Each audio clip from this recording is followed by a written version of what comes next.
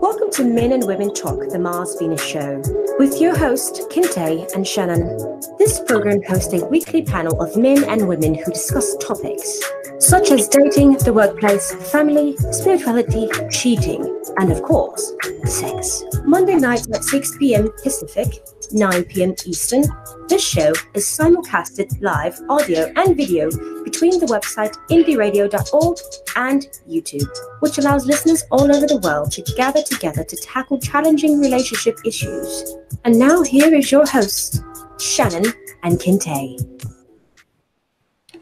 Hello, and welcome to an all-new episode of Men and Women Talk, the Mars Venus Show. I am Kinte, one of your hosts, all the way live from Los Angeles, California, and I'm so happy to be here with you tonight. I am joined by my wonderful co-host, the one and only Shannon. How you doing, Shannon? I am wonderful. Light and love from Key West, Florida. How was your weekend? My weekend was amazing, and I am so glad to be here with you fine people today. So let's get this thing popping. Look, I'm excited too. Now we have a special episode tonight, and I want you to introduce the guest and tell everybody what it is. Okay, perfect. Today's topic is a two-part segment. Today is segment 1, and we are going to discuss what we love about Black men. Of course, you'll have to stay tuned next week for the second segment of what we love about Black women. But to talk about what we love about Black men, I have asked 3 beautiful women who have so much to say about Black men on this panel. So I'm going to introduce them and start with the one who is talking about Black men and women in context on a daily. None other than Angie, representing Black Love United. How are you, ma'am? I'm great. How are you? I'm good. Your hair is popping, your eyebrows popping, your glasses is popping. Okay. Conversation gonna be popping too, huh? I'm quiet. I'm really shy, so I don't know if you can bring it out of me. We'll just make sure we talk about your husband. You'll be all over that. I'll be all good. All over that. Okay. All right. Next we have Q, one of my favorite, entertaining, genuine, sweet individuals who always keeps it real in every category. How are you, my love? I'm doing good. How are you? How's the temperature out there? It's finally warming up. Well, I don't want to say finally, but it's warming up here in Southern Cal, and I can't, oh my God, I cannot handle it. It's terrible. Oh, it's the first summer. We are in what we call the first summer, so. It's awful. I'm trying to give it back. Take it back. It could be worse. You always have to keep it in perspective. It definitely could be hotter. True. But I'm so glad you're here. I can't wait to hear all of your insights. And last but definitely not least, my boo, my sister from another mister, Traci J. How are you, my love? I am absolutely wonderful. How are you, dear? Good. You excited about this topic? I am excited about this topic. Yes. Yeah. Good. Okay. Well, I'm gonna humor y'all for about 2 8 seconds before we get started. I can barely hear Traci. Is that just me? Can you all hear me? Yes, I can hear you. Is that better, Angie? Talk again. A little bit. It's just a little bit lower. It sounds like your volume's a tad bit lower. It sounds like you hiding underneath the covers. I don't know. I don't know. I could put my earphones on. If that try it. Better. You want me to try it? Yeah, try it and see if that works. Okay. I mean, I can hear you loud and clear, but I want everybody to be able to have a conversation. So while she's doing that, I am going to open up. Oh Lord, get this party started. Yes. So because we are talking about what we love about Black men, and several of us, all of us, I think, are writers. I thought it would be fitting to open it up with a love letter to Black men. Wow. Okay. So, look, hold out, y'all. Turn the lights on y'all cameras and light the incense. Dear Black man, We need you. The essential kind of need that allows us to water where we grow, to grow you up, build you anew, just to see you sprout from the adversity that the society has breathed into your existence. Allow us to need you and be patient in the process of our needs. We know these waters are unknown to us both. We don't want to change you. We want to challenge you to the most excellent versions of yourselves, to present the world with the greatest gift you have to offer: your hard work, your leadership, your honesty, your humor, your conversations, all the beauty that stems from your character. We celebrate the growth and elevation of your being. We encourage it. We envision all of its greatness. We acknowledge that we aren't the easiest at times to do life with, but we know how beautiful life can be together. Give us the room to love you as you need to be loved, not how we want to love you. We do know the difference. We want to create legacies with you. We want our children to believe in you because we believe in you. We honor you for your dedication in making love work, to seeing love through, and for watering where you grow. We dare you to stand in the stillness of solitude with us. Let love carry us out to the banks and wash us with the overwhelming urgency daily. We invest in the deliciousness of the moment and every moment that comes thereafter with you. So Black men, we need you. This is bigger than a want. It is a hand in hand that takes into account both. Let us be your sanctuary and let us be your peace. Let us be your refuge. Let us be your quiet strength. It is as vital and as necessary as breathing. With all that we are and all that we are to be, the Black women who love you. Okay. Can you hear me better now? Okay. Sure can. I'm going spoken word right here. Namaste. Can you hear me? Yes. Yes, loud and clear. Okay, so now that we have gotten that out of the way, because I did promise everyone on Facebook I would give a treat at the beginning and the end. So now that we have a love letter, a declaration, an outpouring of our love and affection towards men who are Black men, we're going to break it down into different categories. Of course, I want to know your own take on what you love about Black men, but you can pull from the different topics that we're going to discuss. So the first one, and we'll start with Angie on this one. The topic is confidence. What do you love about a Black man's confidence? First of all, why you have to start with me? Can you ease me into this? I'm shy. I told you that. Okay, moving down the road. And back to Angie. There is just something about the way a Black man carries himself. It's when I don't know if you've ever been in the room with a Black man and there's any kind of trouble or a sense of trouble, they have the ability to just kind of put everything at ease. Even if it's someone you don't necessarily know. I've been in a place where there is something going on and there has been a Black male that's kind of just took the role of protector of, the women that were around. It wasn't flirtatious. It wasn't some kind of, whole game or something like that. It was just their demeanor, like their confidence. But that was built because of how we were built through slavery. Like we had to protect everybody, whoever, the family, your family, my family. We had to keep it moving. And so that's just the role. Even the ones that don't know their history, it comes with them. Everybody else has their own opinion, but I know that it's been times I've been somewhere with my husband and there was an altercation going on and I didn't even realize that there was something going on, but he knew and he paid attention to his surroundings. He kind of pushed me to the side. I'm like, what is going on? But see, it's not my job. That's their job as protectors. That confidence just comes through. Awesome. That is awesome. Q, Tracy, either one of you want to go next in the confidence department? Tracy? I'm with Angie. I love the fact that when a Black man walks into a room and he is confident in himself, he commands attention. He commands respect.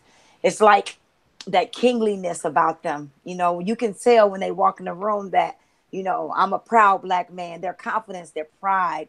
That's what I love about a Black man. I can't say I can't stand, but I don't like to see a black man with his head hung down. Yeah. I think they should hold their head high no matter what circumstance, what situation they're in. I love to see a confident black man walk in a room and you just look. And it's not about how he looks, it's about his aura. Yeah. You know, because he can be short and walk in a room and look 9 feet tall. Yes. And so I love it, the pride of a black man and the confidence of a black man. He be feeling like the man when he walked through. Yes. That's Hey. Watch me walk and I'd be through. like, yeah, you the man. You the man. So Q. kind of bouncing off both of their ideas, I think one of the most comforting aspects of the confidence in a black man is that calm that comes along with it. Mm-hmm.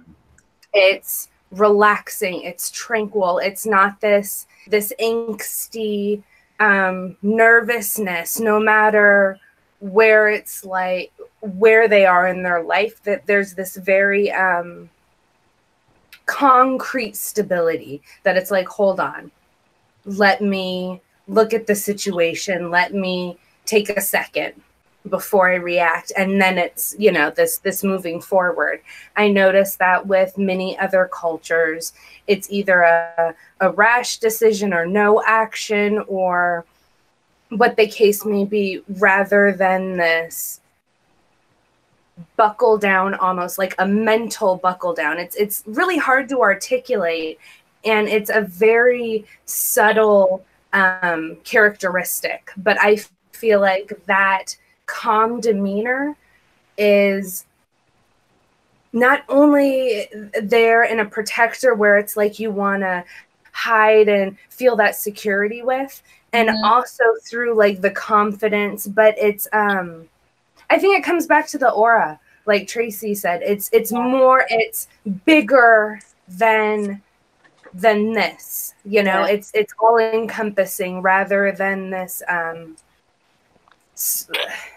characteristic. I feel like characteristic really diminishes the magnitude of it, but it's much bigger than that, and I think that's comforting. I'm here to say the least. I am here for it.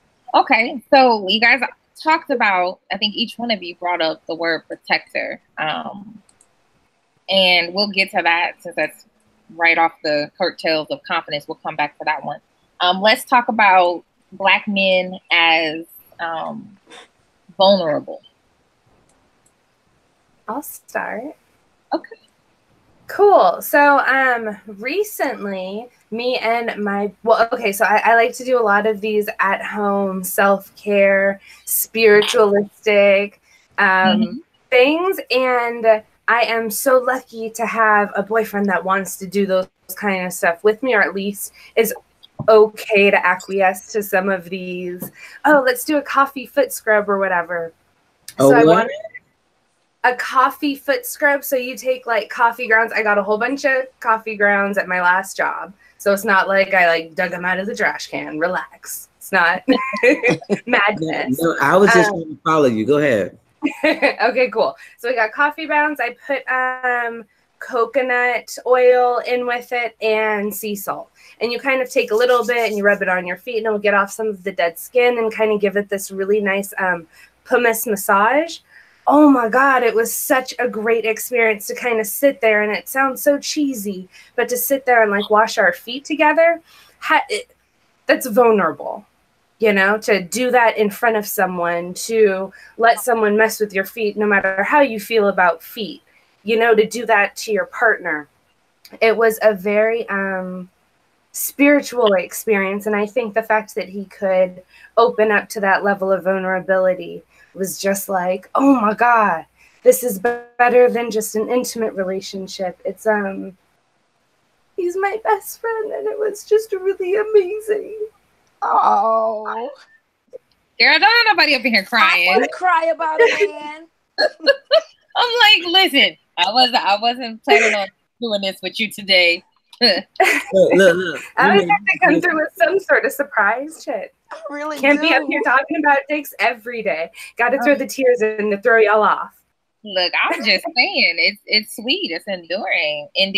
I mean, it's to have a man be that open and vulnerable with you to do stuff that he wouldn't necessarily volunteer on his own, but say, yeah, I'm here for it, babe, I'll do it. But it's also because, you know, Jesus showed love to the disciples by washing their feet. Yeah. And so that's deep. That's deep to me. Yeah, it's beautiful. It is. It's beautiful. Look, me and Tracy over here, like one day. Don't worry, because whoever I get gonna watch, we gonna wash each other's feet too. Tracy, put that glass down. We already know what happened. You start turning that glass up. Put it down. We ain't been on this broadcast 10 minutes. Put it down. That's all I had. Okay. Okay. So next person for vulnerabilities. Oh, don't make somebody else cry, please. Tracy, would you like to take it over, or Angie? I love the fact that they will let us lead if we not necessarily lead, but let us guide if we need to. They're vulnerable enough and are strong enough in themselves that they will allow us to guide if we need to. They're not that pride to where they'll let the whole family fall because they don't want you to take the lead. They're vulnerable enough to listen and guide, allow you to guide. Absolutely. That's beautiful. Miss Angie, what about you, Gary? Well, mine's a little different. When we first got married, you know, our first 5 years, our marriage was troubled. Mm-hmm. And you know, when someone said give your wife or somebody your husband a compliment, it was like, oh, she's motherly, and I'm thinking like, what? You know, it's not something you want to hear from your spouse. Yeah. But then later on, one day we were at a retreat, and he said, I can trust her with my heart. That means that those deep, dark secrets that you don't share, things that have happened to you in the past that men might not want to tell. He said, I know that when I tell her that she's not going to pray for me, but she's not going to throw it in my face when we have hard times. So that was the moment that I realized that our relationship had definitely done a shift when he said he can trust me with his heart. Because we as women want their heart, but we often shut them down so much. Like if we ask them something and they give us an answer that we don't want to hear, I'm not giving you any, or I'm not talking to you, or I'm not cooking. And that's once they shut down, it is like Fort Knox to get them to open back up. Then they're giving you these one word answers, and you're wondering, how did I get here? Because when he tried to give you his heart, you stomped on it. Yeah. And you know what? I can agree to that. I had a conversation with somebody, and in short, they were like, without telling somebody's whole story, they were like, they didn't ever have anyone that they felt they could be vulnerable with. And I was like, wow, first of all, threw me off, because that's just unheard of for me. And so I had to pause for a moment, let what that person said sink in. And I was like, you know, I'm sorry that you've gone your whole life without having someone or having people, period, that you could be vulnerable with. I was like, we have to do better at being someone else's safe space. And so to see a man actually let down those walls and be vulnerable, honey, listen, I'm here for it. I'm here for it. So I could be crying like you and but something Angie said just really when she talked about how when you shut them down, it's hard to get them to open back up. That is so true. So we, like she said, we as Black women have to allow them to be vulnerable and not make them pay penalty when they are. You know? Yeah. Well, we'll allow them to tell you the truth. Your partner, your husband, your fiance, your man is supposed to be that truth. If my breath stinks, I want my husband to tell me before I leave the house. If I look like a roly-poly in that dress and I done squeeze in the dress that's 2 sizes, somebody outside gonna talk about you. But my husband be like, you might want to wait a little bit for that dress. But we have a development. I know that he loves me, so that I know that he's not trying to be nasty or just say something to me, because he wants me to look my best. He wants me to represent him. But on the other hand, if every time he says something to me, if I kind of attack him, then he's no longer going to tell me anything else. So we are Black women. We're strong and we're boisterous, and we have it all together in our mind, but that's not our role. And Right. where even like you said, they allow us to lead, but we can be, according when you're talking about the Bible, the husband is the one that's lead. That ultimate decision going on is him. Yeah. I would say, babe, have you thought about this? But the ultimate decision is him. If the family falls, that is still on him. I gotta trust you enough that we know that you may make mistakes, because even in our best day, we got all the plan layout, we still make mistakes. I gotta allow you to make mistakes, but when he knows that you're down for him, is that when you make mistakes, we're gonna figure this out together. Together. Right. I'm not gonna say I told you so, or if you would have listened to me. No, baby, that's not how we do. All right, so how we gonna fix it? How we gonna fix it? Move it forward, and we learn from this lesson. Okay. Yeah. Angie, I think you taking on my topics. I think you read my notes. I'm sorry. Okay. Now you know this you know this my topic. I know. Look, so you can take the next one. The next one, the topic is leadership. Since you took the word literally right out of my topic. Yeah. Well, it's a lot of Black men don't naturally know how to lead. If you don't have any examples, or if you're not in any kind of church setting or something, that you can, if you're not into the Bible, someone that can tell you how to lead, or a place to glean from.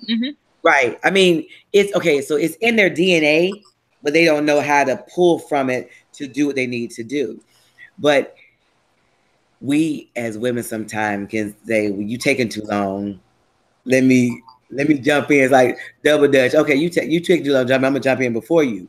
But I'm telling you, if you get a man there's two things that a man and a woman both want the S, and we think it's sex for men, but it's not. It's support. Yes. Men want support. If they know you support them, there's nothing they won't do for you. Right. But if they feel like you're a dream killer, then you're gonna get this half man that's half doing stuff because she don't believe in me anyway. And women want security. So you give him his S, he give you your S, and then all y'all had a sex S. How about that? Oh, I like that. All right. Support her security. You're right. You taking notes, Traci J? So we'll just move on up to Q and you taking notes. Ain't nothing to make you more moist than a man that's secure and got you secure. Secure financially, secure, protection, secure in all your areas. When you supporting him, he's like, I know my baby got me. Both of you, he gonna be hard, you'll be moist. Y'all just gonna be doing the thing. You. We're not about to go there with you, girl.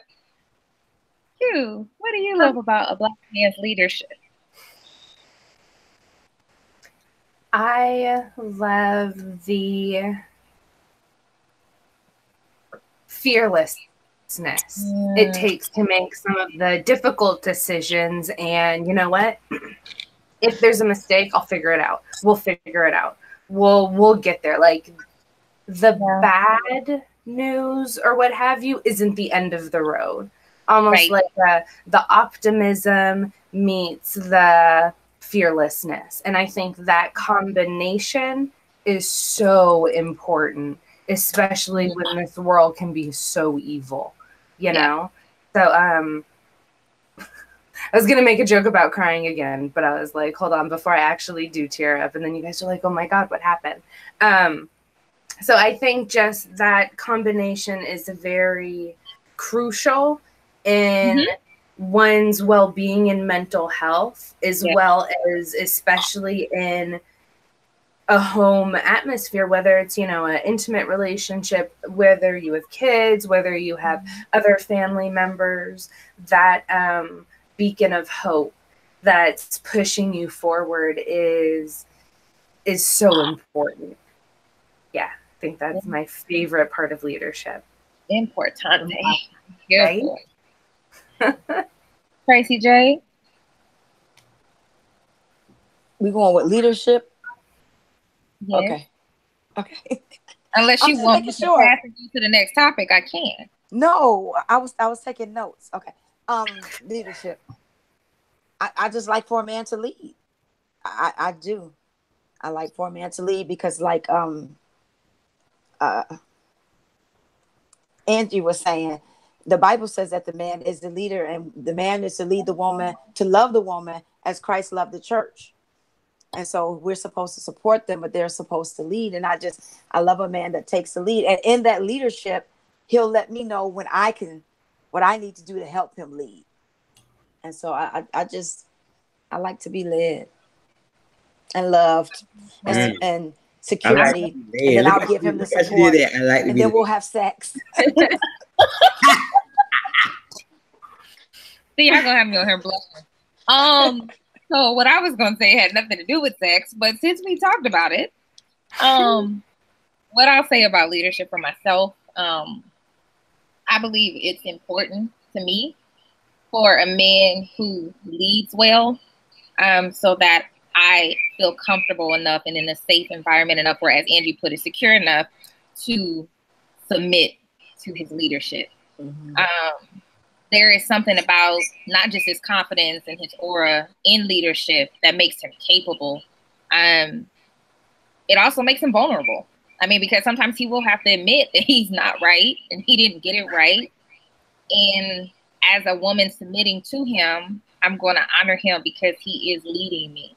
I always joke with my girlfriends, for the right man, it will be so easy to be led into a grass hut and call it home, because that man has got your back. That man is not leading you astray. That man, his mission is ministry unto your relationship. And so I'm here for a man that leads well. Like, that's like a taco to me. I just want more and more and more of that. So bring it. And then, like Traci said, then we can have sex. That's what Angie said. Joe taco. Whatever you want to call it. Why y'all throwing me under the bus? But Angie said. No, I said that's what say that. I'm saying if you do A and B, support, security equals sex. That's good, Angie. That's profound to me. That really is. I mean, it's the truth. Everybody just thinks that moment for me. If you ever hear women talk, they're like, all men want is sex. No, long after the sex is gone, that's why you have men that can have sex and keep it moving. You see a guy that's been in a relationship with somebody for years, and then they meet somebody for 6 months and they married to him. You're like, how the world did that happen? They found that support, what they're looking for. I don't care what you're talking about. That's why you see it happen so often. Somebody been with somebody for a long time. He was comfortable with you. You gave him sex or whatever the case may be. But then when he found somebody to support him and to push him and encourage him, please, you'll be gone somewhere. That's true. That is so true. Okay, so we discussed a few vulnerabilities, leadership, confidence. What about Black men as in their mental health? Balanced, resilient, strong. What do you love about them in their balanced state of being? Not just women and men who have raised balanced Black men, but now you have the privilege of being a part of that balanced Black man's life. I think it's attractive to me because Black men are beat down so much, and with society, with Black women. I think a man that has a stable mental health is sexy to me when they can bounce back from that. And even though they've in the past relationship or with their family or whatever, they haven't had that mental stability, but they've gained it on their own and they've done the work to get it. And they can bounce back from the stuff that happens, even in our relationship, because sometimes men walk away from a relationship so quick because they see remnants of the past. But when they've done the work to get rid of that, they know that this is a new relationship, this is a new woman, and this may work. And so I think mental stability is very important for me. I know. Me too. All right, Angie. Ooh, child, readjust my legs. I've heard sitting here like that. I'm old. Okay, so I think we first have to deal with the fact that there's a lot of Black men that are not well in their mental space. Yep. Some of it is because of us and our mouth and how we beat them down. Like I see couples and you see a woman talking to their man like, shut up, didn't I tell you? Do you know how bad that makes you look when you around here talking to your man like he's your child?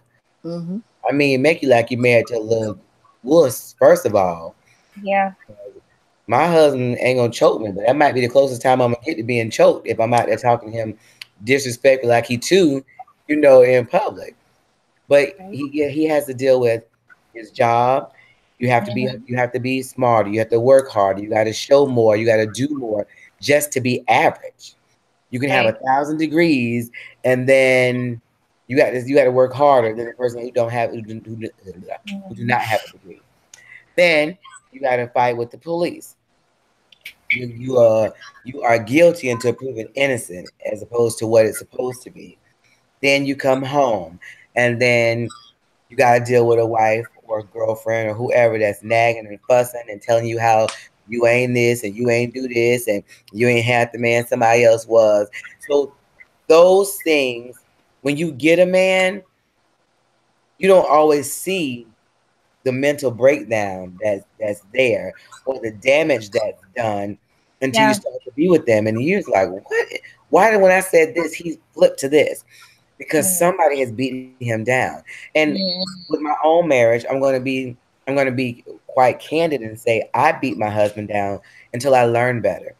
That once I learned how to support him and uplift him and encourage him, not baby him, but to say in those hard times, hey, God gonna take us through this, or what can I help you do to accomplish your dreams? And I had to encourage him to just be that backbone and be that support.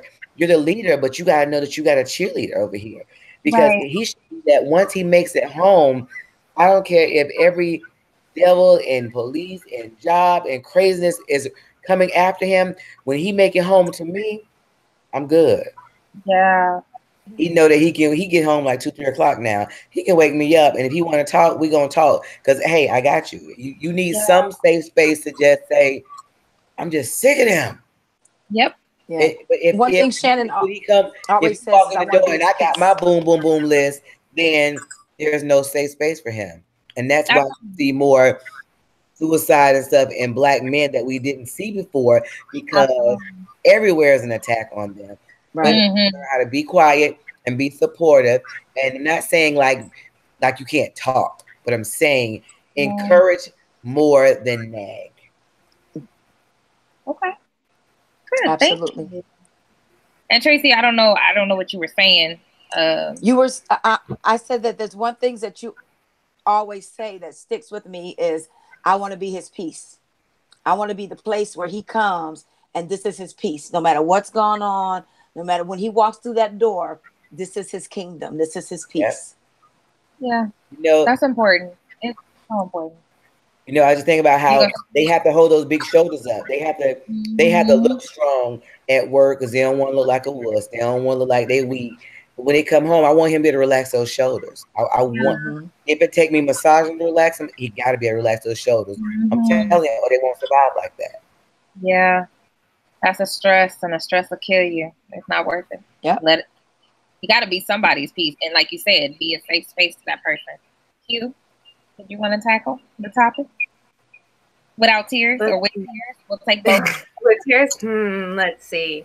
I think resilience definitely is the first thing that comes to mind, just because, I mean, we all know, as you guys have pointed out so wonderfully, the different outside things that essentially, impact a Black man day to day, from cops to work to school to just other people. Everything impacts their day to day, and to be able to come up with healthy coping mechanisms that I don't think there's any other ethnicity of men that has told me, oh, I don't want to drink alcohol because I knew so-and-so and they were an alcoholic, or I don't ever want to do this because I know, this person or someone that was in the neighborhood, or so on and so forth. And it's like they have these strong in place morals that really shape healthy coping mechanisms that can be pulled from every part of life. Everything from death and grieving to losing a job to, finding your passion. It's like there's always some sort of, I don't want to call it a slogan, but for lack of a better word to come up, like some little morsel of intellect and wisdom always comes up. And I think that resilience and that aptitude to understand how important mental health is and those coping mechanisms to actually get through some of the disastrous or tumultuous parts of life is so valid. And it's one of the things that I have learned the most about myself, and especially in dating and surrounding myself with especially Black men, because there are so many little bits of wisdom that you can really take, and it translates so well throughout so many aspects of life. And yeah, forever grateful for sure. I can cry now though if you want me to. I mean, on set. I mean, amazing actress. Right. You amazing. Trying to get a Grammy here. I'm here for it. I'll be a supporting actor in a dramatic series. For me, I think, and Angie touched on this, although there are many Black men who come unbalanced, sometimes even unhinged, there is nothing more attractive to me than a man who is secure in his mental faculties, can unwind and express his emotional stupor for the day, can go backlog his trauma history. There's just something to say about somebody who's done the work in their life, and can talk about it, and is open and honest and transparent and authentic. And it's like, as much as sometimes we get into this mode, and Steph posted it in the YouTube chat, give me the sex, you can skip the feelings. Keep the feelings. I think there's something beautiful and there's something altogether lovely when you find someone that you can have both of those things with. Right. Like, I don't just want the sex, because that's only an extension and a part of who you are. I need the total package. I need the vulnerability. I need the pipe too, but I need the vulnerability. I need the humor. I need the confidence. Sometimes I'm okay with the cockiness.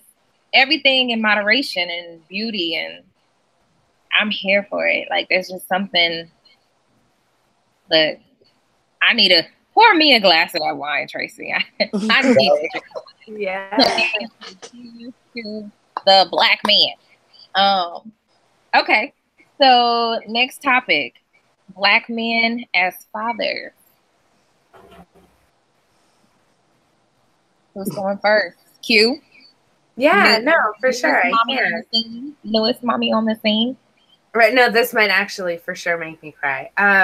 So one of my favorite things is my honey will play like some of those really, really silly ass games with our 22-month-old son. And I think the part that I love the most is this automatic reaction to be silly and kind of come out of this ridiculous idea of, oh, I'm a man, or I have to act a certain way, or I have to be this certain person in all aspects of life. When I can completely imagine if we were to have a daughter, he would be having tea parties with her, and the whole 9 yards. And she would probably be coming back saying like something else is wrong. He'd be complaining on Twitter about the service. I'm absolutely sure of it. So that ability to kind of take a step back and not take yourself too seriously. Yeah. If there's anything that for me, that is super duper attractive. It's of course humor and not to take yourself too seriously. Mm-hmm. And as a father, I think it's my favorite part, along with the again, kind of with the more protective side. When I had decided to start breastfeeding after I had had my son, I didn't have any lactating bras. So this man decided to go to see if he could buy one. But they were like $80 or something, or like $40, but it was like some preposterous amount. And he was like, instead of that, I'm going to make you one. So he took one of my old bras and like cut it up so we could put the little cups in the whole 9 yards. And it was just like, did this man really MacGyver me a lactating bra? Like, he was completely about that. You should have seen him in the NICU because my son was, or I shouldn't say my son, our son was born 2 months early. He's there with like scissors in my bra, just like, no, I'll get it right. No, trust me, it's gonna fit. And like, it had to have been the funniest thing, and everyone was hella jelly because they were like, oh wow, is that custom? I'm like, yes it is, completely. And then, you know, I had to make up some silly designer name for him. But just that like compassion, the protectiveness, the ability not to take yourself so seriously, and really just have this idea of, this is the kind of dad I want to be from the gate. That, and it's so natural. It's nothing that has to be coached or brought out. It's just, it's so natural, and the pressure of, no, if there's anything I'm gonna be good at, it's gonna be this, you know? And it's like, all right. Okay, so cool. I was gonna make a really inappropriate joke about, you know, coming in people, but I refrained. So we're good. We'll save that for later. Yeah. Now I wanted the joke. Type it in the chat. Okay. Angie, Tracy, who's next? For me, my stepfather is my everything. Even though my biological father is in my life now, my ex-husband was he did the best he could with our children, but he was busy. He was on the road. He was pastoring, all of that stuff. But my stepfather stepped in, came into my life at the age of 9. And this man taught me everything that I should know as a woman, even as far as changing my tires, changing my oil, he took me on my first date. And to this day, when I went home in June and I opened the door to get in the car, and he said, if you don't shut that door, he said, if a man can't open your door, you don't need to be with him. So I don't know what got you used to thinking that when you with a man, you can open a door. That's not acceptable. And so it's just the way that he took the time to pour into us girls, because with 3 girls and 3 boys, to pour into us girls how we should be treated. Yeah. What we should expect, what we should accept, what we should not accept. Now, the fact that we deviated from that is on us, but he taught us how a man should treat us. And that's what I love about a Black man that has a daughter, because they're going to dote on their sons. They're going to do that. But to take the time to be a father to your daughter and show her from 0 to whenever how a man should treat her, and then step in when they're not acting that way. Because when me and my ex got into it, my stepfather called him and he said, if you don't want her, you send her home. You know, you got her from us, you send her back to us. Don't put your hands on her. She's already grown. She's already got all her whoopings. But if you feel like you don't want her and don't want to deal with her anymore, you send her back home. And he said, I will come get her if you don't feel like you can send her back home. But let me know when you don't want my child anymore, and I will come get my child. And my dad was just there for it. I mean, even now, he's my dad. You know, he makes me feel like I'm a little girl in his presence all the time. So that's so beautiful. I love it. Wilton Caver, Ra. So sweet. Q, don't do no more crying now. Listen. No. I'm trying to pass the baton to Tracy so she can start crying. Then she'll pass it to I don't want to cry. I don't want to cry. Oh my, don't start. Angie, and going through what I've been through to learn to love a Black man again and talk about it openly is you guys don't know what that is, because I hate it after my divorce. I didn't want to deal with a black man anymore. And just to be at the point to where I'm loving black men. I want a black man. Look at that. That's a whole turnaround for me. So, but I need counseling, Angie. I'll be talking to you, so okay. Angie, your turn, girl. Wow, they said so much. MacGyver the bra and the send her back to me. My husband did not have an example of a father. His dad was a Rolling Stone, 15 children, different women.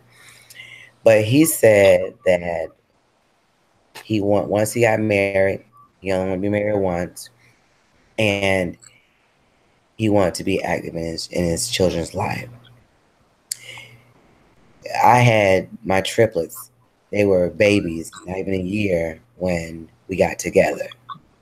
So not only did you come into my life, but you love my children. When I was pregnant with our last son, I couldn't get up. You bathed them, you took them to the bus stop. You did their homework. He pretty much helped potty train them. Like the stuff that I did not realize was important. So now even when they're in college, when they call about business opportunities and boys and things, they want to ask Dad, what does he think? And you know, moms, we're always here, but it's only the stamp of approval when Daddy says it. And talking about a black man, my triplets are from a previous marriage, and they're biracial. And two of them look like they just as white as they ever want to be, with green eyes.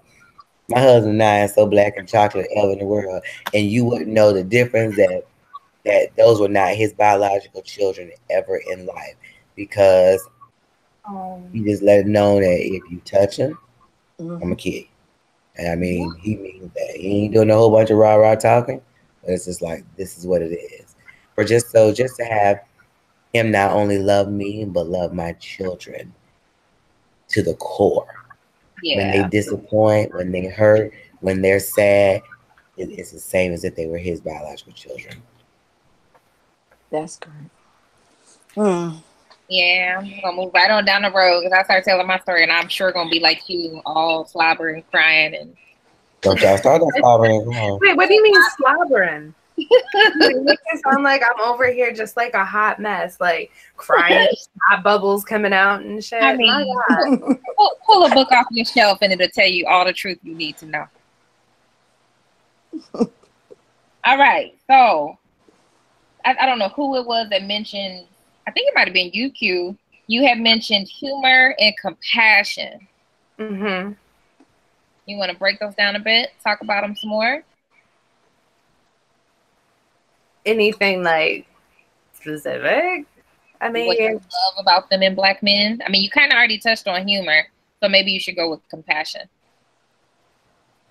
Compassion. Yeah. Give me a second to think for a second, because my honey is just the sweetest guy ever, and he's super, super compassionate. But you know, of course, when you ask someone to think of something, it's like, hold on, nothing comes to mind. And while you're thinking, if either one of you want to jump in, Angie or Traci.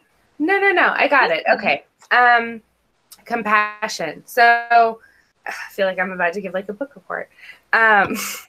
So when I had a super duper tumultuous pregnancy, like I started bleeding heavily right as I went into my second trimester, to the point where when I finally ended up getting hospitalized for almost 2 weeks, they said that they were scared both me and baby were both going to hemorrhage and die.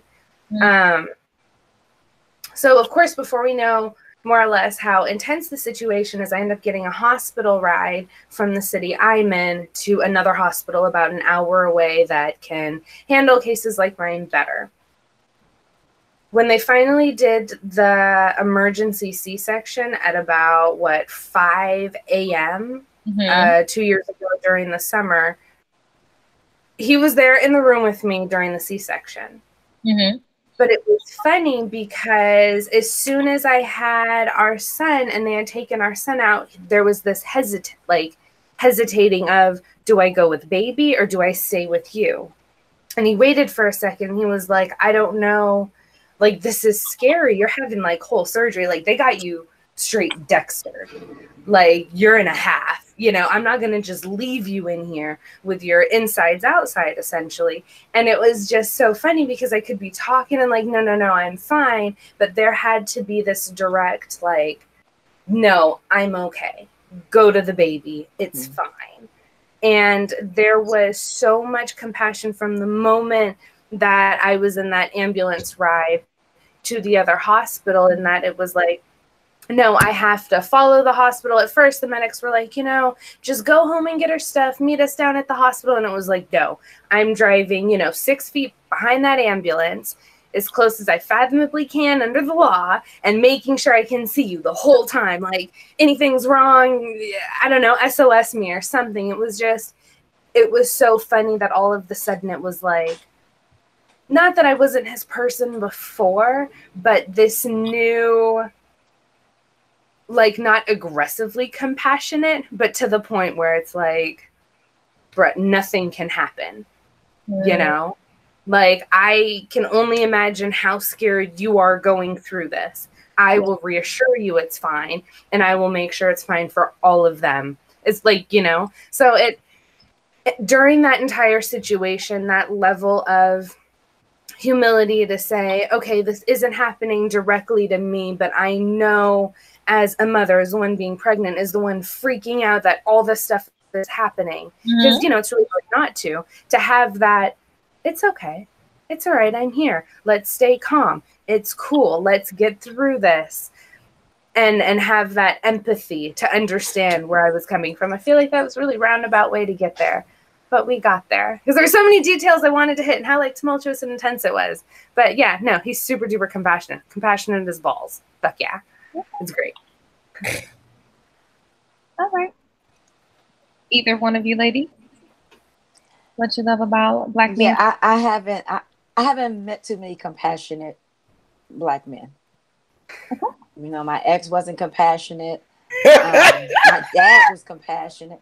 He wasn't, because his mind was always on. He's a pastor, and everything involved with church. When I had my children, he came late when my daughter was born. When my son was born, and we had an emergency C-section, he took him out of the room. It just wasn't a lot of compassion. He was there. He provided for us, but it wasn't a lot of compassion. It was like, figure it out, Trey. I got things to do. And so I haven't had that experience, but I'm praying, and I know the next one that God sends is going to be that total package, and I'm going to be able to experience some things that I haven't experienced before. What's your ideal level of compassion in the next? There you go. Thank you, Q. My ideal level of compassion would be just caring. If I'm sick, just saying, babe, I know you sick. Lay right here. I'm gonna get you some soup, or basic calling and saying, how you doing? I know you. I just want to see how your day is going. That's compassion to me, because I never had anyone to do that. Now I text my family every morning, but I've never had a man text me and say, hey, babe, I'm just checking on you. That's Wow. basic compassion to me. And he was a pastor? Because pastors usually equal compassion. That's one of the characteristics. They do, but they have compassion for their flock. Their family is their family, but they take care of that church. That's their first priority. So we're gonna just speak for your. That's what I'm saying. But that's what I'm saying. My dad is the pastor, and I got a bunch of pastors in my family, and they more down for their family than for anybody else. So I don't, baby. Yeah, we're gonna pray God give you some compassion in your next relationship. Yeah, because my children even say my father was more of a father to his other people's children than he was to us. All right. Yeah, I've heard that before. We're going to slow walk right out of that conversation. Right out of that. Because we're not talking about that. Because I told y'all I was serious about this thing. We are talking about why we love Black men. And why we love Black men. So that's what I want to see. So, go ahead, Kente, because I know you wanted to interject. This is from Periscope. And just to let people know, we are live on 3 platforms: Get Vocal, YouTube, as well as Periscope. And we have a great conversation going on in YouTube as well as Periscope. And this comes from Corvus L. He wants to know, when you guys say the total package, is that code word for a perfect man? And he also wants to know that, well, yeah, we'll just go with that. Can I go first? Sure. Or does anybody else want to go first? Well, I was just gonna say it's like the prototype. I don't know if I'd call it ideal, because it's not like I need the perfect man. I need a man with these basic. I need my equal. If I have these basic ass qualities, you should too. And not even that. It's and elaborating on that in the same breath. Definitely a prototype. And not necessarily someone, as he said, perfect in that sense, but perfect for me, or perfect for Q, or perfect for Traci, or perfect for Angie. What we're looking for, or what some of us already have, is someone who legitly resonates in our spirit. Someone who we can have conversations with about our highs and our lows. Someone who can do the same with us. Someone we can laugh with and act and have that in return. We're looking for people who will check us out of love and tell us where we're, falling short, and be willing to walk that journey with us to growth and development. And if that's perfect, hell, I'll take it. But we all know that we're flawed people, right, trying to love other flawed people. So no, we're not. And I said this a couple of Sundays ago. We're not looking for perfection. We're looking for progress in the process of life. Someone to do love with, someone to speak love languages to. You want to be able to see someone's soul and spirit and heart and be fluent in that thing. And that makes that person imperfectly perfect for you. If I do say so myself, as a single woman in waiting. Look, because I got a list. Look, anybody else want to rectify that thing? Angie, the love expert. Traci, the hopeless romantic. We don't have to co-sign after you. If you said you said some good stuff, basically saying that everybody say, so perfect for us. So we can, unless he has some more questions, we can keep it moving. Was there any other question, Kente, before we move on? Yeah, I mean, basically, what it seems like I'm getting from this person is that he's wondering if, I think you answered it pretty well, though. But I think he was wondering if maybe you're, I don't know, asking. I don't want to say asking too much, but like not accounting for, we all have flaws. But you said it, so that was pretty well said. What you said. So, and this is Corvus, right? Yeah, on Periscope, and he's been commenting quite a bit, and it seems like that's where he's kind of at on this. Okay, so Corvus, I'm just gonna say it. I'm gonna speak from the strength of knowing these 3 women on the panel, as well as for myself, and they can correct me if I'm wrong. I think that when you are a evolved person, when you have evolved into an excellent version of yourself, and of course we know evolution is a continual process along the spectrum, so you continue to evolve, you want someone who is going in that same continuum pattern with you. You don't want someone stale or stagnant. You don't want someone who is seemingly complacent. So for someone who may be in those realms of stagnancy or complacency, yes, it does seem like too much. For someone who is not willing to rise to the challenge of being their most excellent version of themselves, yes, of course, it's going to be too much. For someone who's not dealing well with their traumas or their pains or their hurts or their frustrations, not willing to do the work, and that person that they're attracted to or married to or dating has already done that, of course, it's going to seem like too much. We are not asking for anything that we haven't done, that we are not already, or that we are not praying for to become, and we're actually putting it into practice. So when I hear people say, well, you're asking for too much, I challenge that and say, you're not asking for enough. That part. Well, he hasn't said anything since that, so we'll see what he says. How can you just came through with a look, I'm like, energy. This is my topic. I love, because I'm always about praising, not just, you know, we have such a hard hill to climb in praising and giving honor and paying homage to one another. And sometimes we wait until someone has passed to give them their flowers, or to give them their accolades, or, you know, basically say, I love you, I got you, thank you for who you are and who you are in my life. And I'm like, no, that's got to stop. We've got to be able to get on a platform, get out our bullhorns, and say, Black men, we love you. Mm-hmm. We honor you. We praise you for being who you are in this world that's against you. And let them know that we love and support them. And hopefully they're along for the journey and do the same for us. So moving right along. Okay. What about Black men and passion? Their passion as Black men. And you can cover that in a couple of gamuts. I know Traci will probably go down the route of sex, because that's just where her head is at tonight with that wine. No. But Angie, we're going to start with you. What do you love about a passionate Black man? Wait a minute. I'm just stuck in your look at girl. I'm trying to give me some snaps up of your love.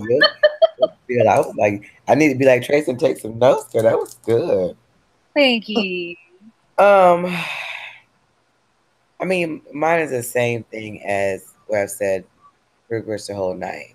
There's something about a man, a Black man, that whether it's confidence, protection, passion, because any one of those things just come with a aura, as they've said before, that you just can't. I mean, I know a guy that he's the CEO of this business. He's also running for office now, but long before he was a CEO, mm-hmm. he just walked in the room and you felt like he's somebody.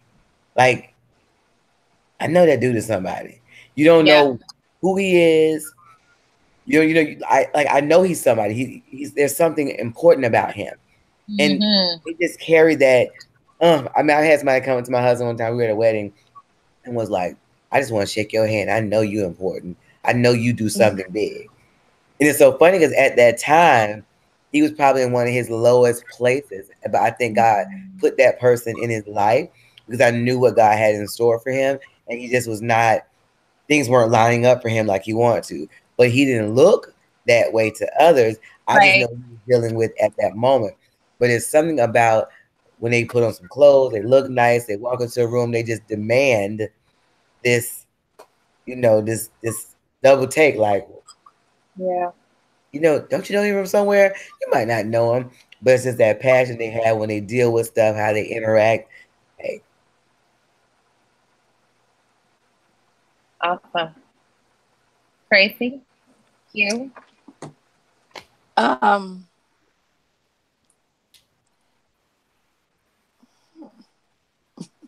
just gonna jump on and start talking about. Thank you, Q. So go Q. Go Q. Okay, so one of my favorite things is in terms of in the realm of passion is intensity, and not necessarily an intensity that is overflowing all the time, but an intensity that matches what you're already bringing to the table, because that can make those subtle little intimate moments magnified, and it can make those big moments explosive. And the best part, in my opinion, about a good sex life is the ebbs and flows and the inability to keep it stagnant. And that you can have motion. And it sounds cliche to say climax when I'm not talking about orgasm, but to have a sexual journey with that person and an openness to get there in terms of intensity. You know, I think a lot of times, especially with men, when they think, oh, I'm passionate, it's just overwhelming. And you're like, bruh, calm down. You're pulling my hair out. You don't know what the fuck you're doing. I feel like you're having a mosh pit in my vagina. Like, chill the fuck out.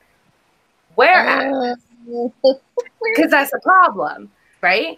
Whereas if someone's matching your intensity, you can be slow and sensual and still have this extremely cathartic sexual experience, you know, without having to have this huge overdone, you know, concerto. And I think that not flexibility necessarily, that ability to be able to have those crescendos and those quiet moments within an all-encompassing sex life is absolutely magnetic in terms of passion. And, you know, of course, obviously that doesn't even touch on passion for career and goals, but, you know, I mean, sex. So thanks, man. Thank you, Q, for that well-rounded answer. Appreciate it. For me, passion about whatever they want to do. Put in everything to what you want to do. Me, your job, us together. Just being passionate and putting in to all areas of your life. Yeah. So it doesn't necessarily just have to be sex with me. Of course, you want passion in sex. You don't want just to be doing it. But sometimes doing it and doing it. Yeah, well, that's true. Yeah. Sometimes you just want to be doing it. But for me, sometimes you just want to be doing if I can just see you passionate about you know, passionate about life. Just passionate about, you know, loving your life and living your life to the best of your ability, living your best life. That encompasses everything about you. And that's a turn on for me. Hell yeah. I'm here for it. Like, let me write that down in my notes. I'm here for it. She here for everything. Okay. At least you know, Angie. At least you know. That's so funny. Passionate lover check. Okay. So, any other topics that you had in your envelopes? Because I know y'all were thinking like, yo, what are we talking about? What specifically about Black men? And of course, we were as much general and all Black men to even specifics in your own lives. But what else do you love about Black men? Their swag, I love their strength. I love their wisdom. Ain't nothing like a good smelling Black man with some nice shoes. Yes, that part, girl. Look, that part. Can the church say that would cause Billy Ocean? Hey, that would call Billy Ocean to come flowing right away. What? Yes, honey. And then when they walk past smelling good, and you like, oh, what? What is that? What is that wonderful aroma? What is that smell? Sweet smelling fragrance of. Yes. Because I'll even compliment, like if I see a couple and he has on a nice smell, I'll even compliment her. I'll be like, girl, he smell good. You know, it ain't like I'm disrespectful, but I think that just shows self-care. Not if you're clean and, you know, your shoes is together and you can have on a jeans and a button-up shirt and some nice shoes and some cologne. That is everything. Yeah. Look, I'm here for it. Let me find out some of y'all are some undercover cologne connoisseurs. I'm gonna be strolling past you all the time. Get a little sniff. What else? What else do we know about that? Mixing that cologne with that like big hug just wraps around you, and you're just like, it's my everything burrito. I'm so happy. Yes. See, I was gonna say strength. So it's something like even whether he grabs you to pull you to him or grab you to put it on top of him, whatever. That strength they have that they could hurt you, but they got just enough strength. That mandingo to feel good, all in the same boat. You could choke me till I pass out, But you just gonna choke until I'm woozy.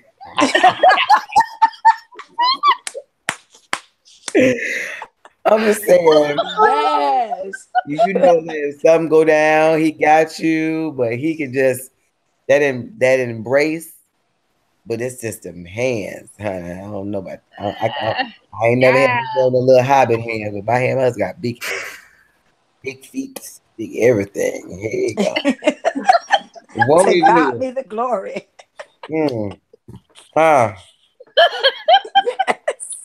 I am here for it. Look, that'll do a whole lot for a sister. Size 16 shoe. Tell Lord, thank you. Oh Lord, that'll change your life. Yes, it will. That's why you get cut by that, Cedric Thomas. Yes, you will. Right, me. All right. Oh well. All right. Ladies, take notes. What else? Because I know the list is not exhaustive. Sense of humor, for sure. My God. Like, if there is... Okay. Look at... It sounds so terrible. Look at all of the funny videos from Vine to Instagram to Tumblr to Facebook. All of the hilarious ones are always the black guy is doing the most hilarious, realist, down-to-earth shit. And it's so fucking funny. Yeah. Across the board. It is so hilarious. Yeah, the sense... Oh, God. What was one of those memes say? It was like, if the guy can make you laugh, he can make you come. Yeah, that's not right. What? Yeah, I've never heard that one. He can make you laugh, he can make you come. Yeah. Nope, never heard that one, honey. Yeah, no, I know a lot of people can make me laugh and they can't make me come nothing. So that is not a true meme. Well, they ain't making you laugh the way you need to laugh. Like, laughs like from inside. Girl, no one's making me laugh the way my man making me laugh. Listen. I've laughed a lot. Haven't came in a while. Right, listen. I was saying, listen. I laugh all the time. Listen, listen, I understand what they're trying to say, but there's some little more elements that may go into like now laughter, I believe, has saved my marriage and has caused us to have the relationship we have. We're friends far more first, because in the times when we were in our worst situations, when we started to laugh and joke and even crack on each other, and it's just me and him. So now we have inside jokes, and now we are at a place where, because sometimes you get mad at each other, and it's so stupid, but nobody wants to say it's stupid. And you've gone to level 20 and it's stupid. So then you say something, you start laughing. You're like, I don't even know what we were mad about, because it was stupid at the beginning. So laughter is good. It breaks down barriers. It brings things. We talk about relaxing those shoulders. It makes you relax those shoulders. As long as you're laughing with each other and not at each other. Well, no, we laugh at each other. You gotta laugh at each other too. I think. No, but when I mean laugh at each other, I mean to where the point you make someone feels inferior because your laughter of them is making fun of them. Okay. So that's what I mean with laugh at someone. If I do something like I fall and I hurt myself, help me up before you start laughing. Don't leave me on the ground and you walking around laughing. You see, that's gonna hurt my feelings. That's gonna make me feel some type of way. My husband will laugh at the same time. He might fall on the floor laughing with me. He looks special. But I mean, but he'll help you up. But then there are some people, or if something happens to me, somebody says something about, say we're in a group, somebody says something, like they like to call me white girl. That bothers me. That really, really bothers me. So if I tell you that bothers me and somebody says that and you laughing along with them, then I'm feeling some type of way. So that's what I'm talking about. You laughing at me versus laughing with me, and I'm laughing with everybody else. Okay. Ooh, somebody said somebody filing their nails. That's what it sounds like. I figured you was. Tracy. I had a hangnail. I'm done. I had a hangnail. Can't do that stuff on live. You know they pick everything up. Lord. Okay. Everybody can hear it. I was like, somebody is filing their nails. It got caught and it was hurting, so I had to, before it broke, I had You should have used a fingernail clipper, just like No, I'm not you clipping. said No, I'm mute trying to button grow up. while you filing. that part. I'm done. I'm done filing. They're done. It's okay. All right. So, any other closing loves about Black men before we do the ending question? This was good. Any questions from YouTube? Periscope, Kente? Yes. Sugar Booger wants to know. Hey, Sugar Booger! What is she saying? Is this live or recorded? Is everyone ignoring me? No, we're not ignoring you. What did you say? Let me see. You haven't said nothing, Sugar Booger. Sugar Booger. No. We keep getting Jada is saying that she loves Black men. She does. And also we have Steph says comedy comes from pain and Black men experience trauma regularly. Very well said. Also, Amon, when he said y'all crazy, and I said not true. I said they're only a little crazy because you have to only be 80. You have to be 85% sane to be on the show. So you guys definitely passed that mark. So no, so people are really enjoying the show. As a Black man, I'm loving the love and I'm just enjoying it. So that's it. So boom. Boom. Boom. All right. We appreciate you. Jada said they are delicious. I know that's right. I done wrote a couple of poems They about are. delicious. So ladies, in closing, before I get to the treat at the end, what is it that you want Black men to know from you, a woman, about them and your love for them? Your open love letter to Black men.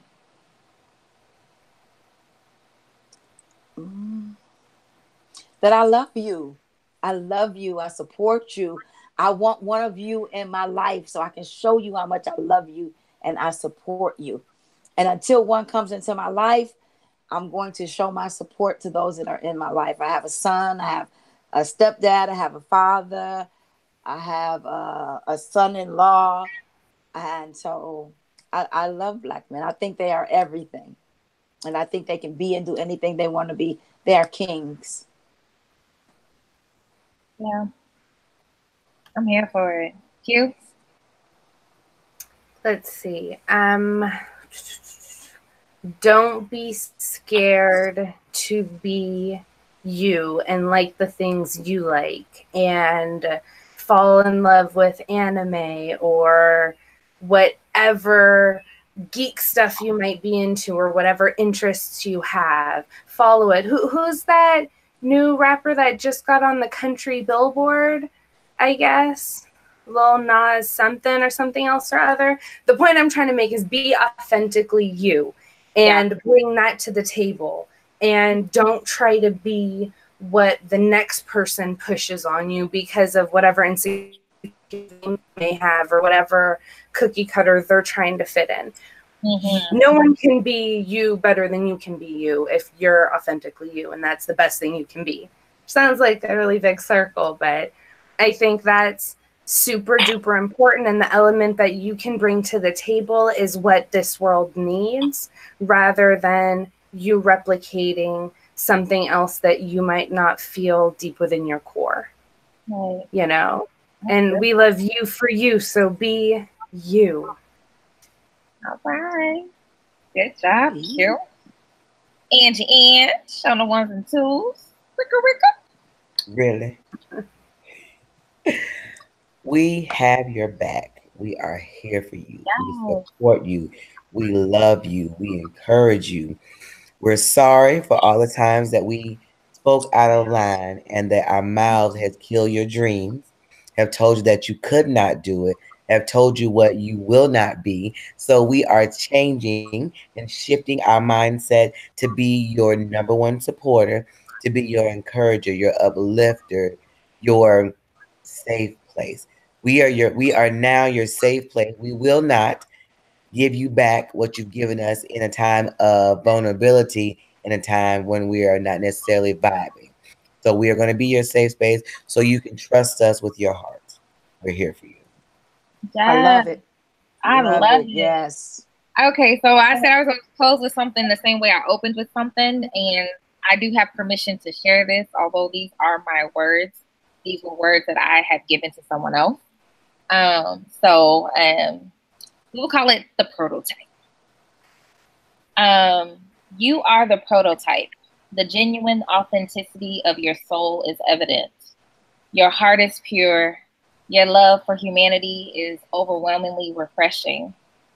You speak from a place of pain and healing and promise, and that's a level of vulnerability men don't often show. Black man, you are handsome not just because you look that way, because who you are as a human being to the world is beautiful. Your character is legit. Your soul is poetry that I wouldn't mind reading daily.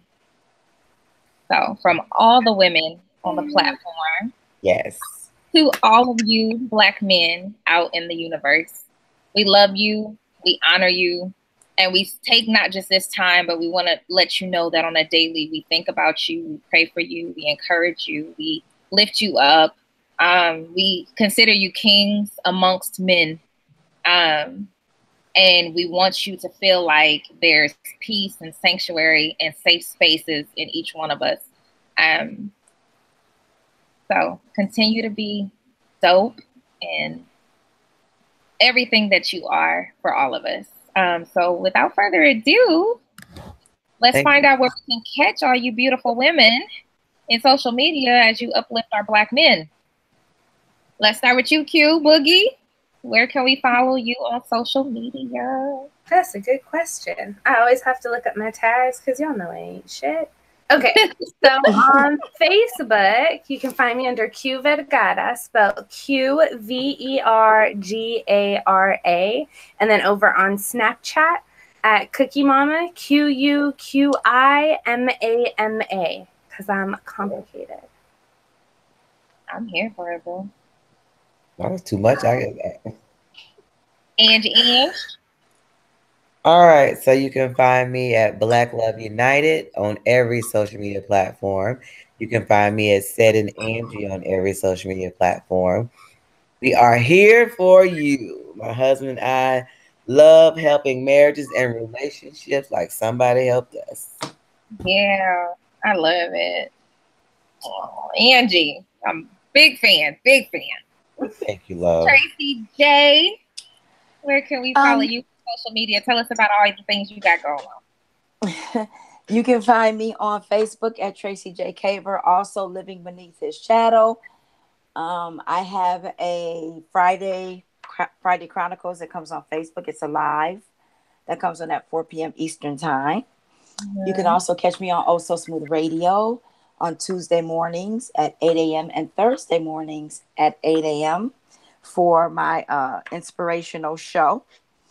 You can catch me at Living Beneath His Shadow on IG as well.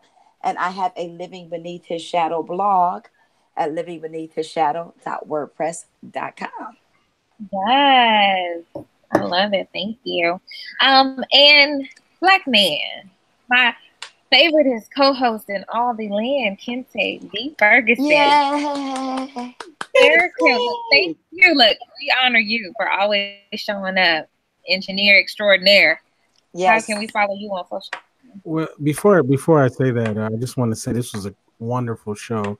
I really enjoyed it quite a bit, and you ladies were amazing. And hopefully next week, we can keep that high level up. Yeah. It's very necessary. And I just really met Traci this year as well as Q, and I really enjoy listening to you ladies talk. And Angie, one of the things that drew me towards you was how wonderful you always talked about your husband and always uplifted him. And I just really appreciate that about you as well. So thank you. The show was great. I might have played this back for him. So hear you say that. No, that's for sure. You always uplift him. And you always speak very highly of your husband, and I really, that's awesome. You can get me at Kente F on Twitter, as well as you can get me on Instagram, Kente Ferguson. Then you can go to our website, indyradio.org. That's INDY radio.org. We will be on next week at the same time. And back to you, Shannon. Well, all of you lovely people, thank you for joining in. You can get me on Facebook, Twitter, and Instagram. Shannon Ford, like the president, hyphen Jefferson, like the president. You can catch any of my 5 books on Amazon.com. I write poetry. I'm currently working on my 6th book as we speak. And then, of course, you catch me on Monday nights with Kente as we unpack Mars and Venus, Men and Women Talk. And in May, I'll be doing a Set Apart Woman on Get Vocal. So thank you, Periscope and Get Vocal and YouTube for joining us for Instagram. Shannon Ford, like the president, hyphen Jefferson, like the president. You can catch any of my 5 books on Amazon. Oh, sorry. What is happening? Sorry about that. That's the feedback. My bad. I was like, wait a minute. Is that my person from Us? Telling my yes, you're tethered. That's my tether. Let me let her talk. Yes. So thank you, Periscope and Get Vocal, and lost my train of thought, and YouTube for joining us and sharing in this conversation with us about what we love about Black men. I hope you keep the conversation going, and then join us next Monday as we talk about what we love about Black women. Have a wonderful night, and catch you on the after show. Peace.